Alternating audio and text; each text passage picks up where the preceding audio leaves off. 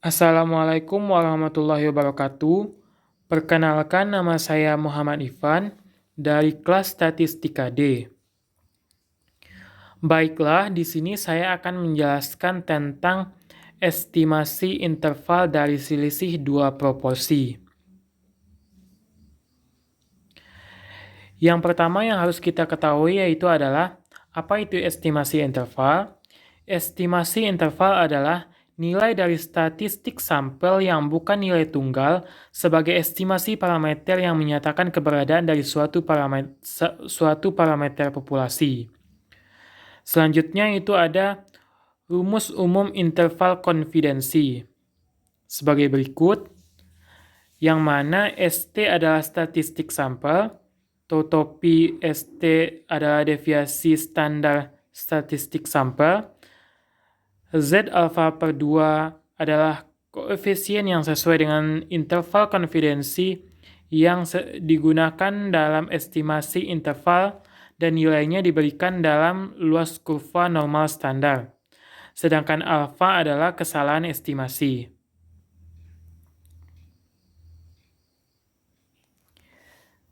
Selanjutnya yaitu adalah proporsi. Proporsi adalah perbandingan antara terjadinya suatu peristiwa dengan semua kemungkinan peristiwa yang mungkin terjadi.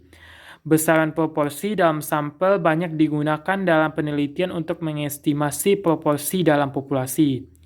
Yang mana contohnya itu yang pertama adalah estimasi proporsi remaja yang sekolah. Maka yang digunakan proporsinya adalah yaitu remaja yang sekolah dan yang tidak sekolah. Yang kedua itu yang bisa kita ambil contoh yaitu adalah estimasi kerusakan barang dalam suatu produksi. Maka yang digunakan adalah proporsi barang cacat dalam setiap barang yang diproduksi.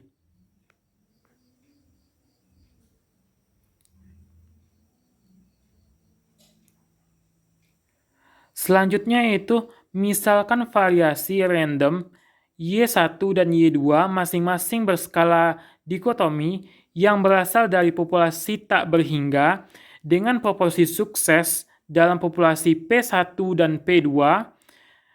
Dimisalkan pula pada kedua sampel masing-masing berukuran N1 dan N2 di mana N1 besar dari 30 dan N2 besar sama dari 30. Yang proporsi sampelnya adalah P1 dan P2. Maka nilai harapan selisih kedua proporsi sampel adalah P1 dikurang P2 sama dengan P1 dikurang P2. Selanjutnya itu variansi P1 dikurang P2 sama dengan variansi P1 ditambah variansi P2. Dengan P1 dalam kurung 1 dikurang P1 per N1 ditambah P2 dalam kurung 1 dikurang P2 per N2.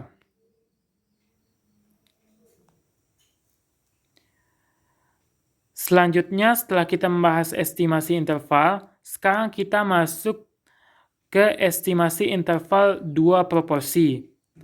Dengan adanya teorema, jika X1 adalah variabel acak binomial dengan parameter N1 dan P1, dan jika X2 adalah variabel acak binomial dengan parameter N2 dan P2, N1 dan N2 adalah sampel besar dengan N besar sama 30 dan P1 sama dengan X1 per N1 dan P2 sama dengan X2 per N2, maka dengan rumus umumnya itu adalah didapatkan sebagai berikut.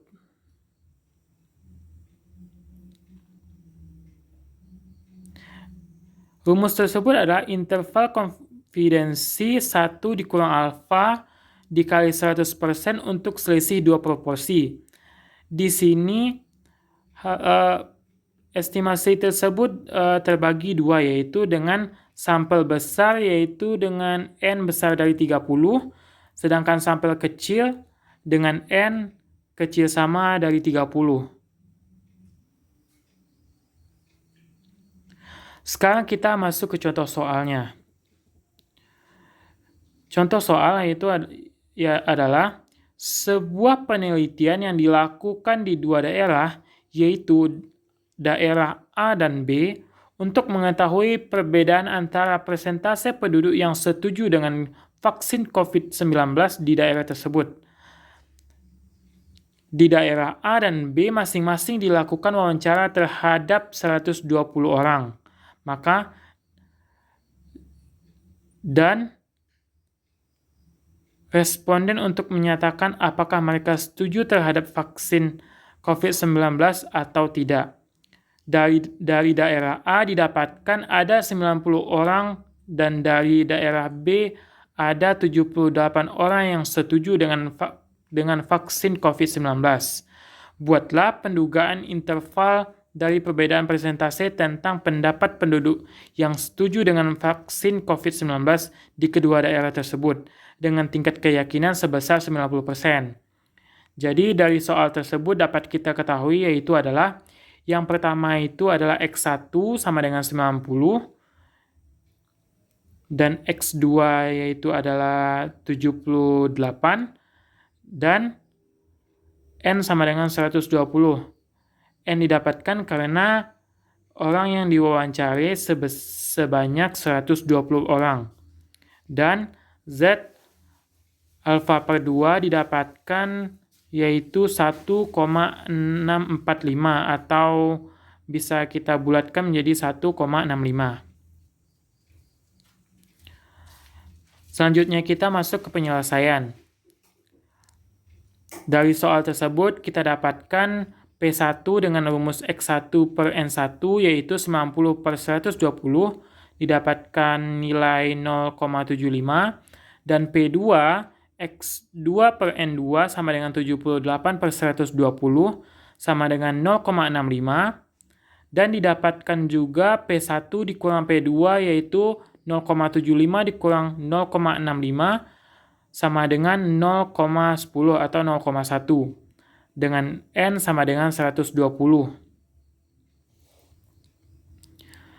Setelah didapatkan nilai-nilai tersebut, maka dapat kita masukkan ke rumus S yaitu akar dari P dalam kurung 1 dikurang P1 per N1 plus P2 dalam kurung N1 dikurang P2 per N2 sama dengan kita masukkan atau kita substitusikan nilai-nilai yang ada ke persamaan tersebut yaitu 0,75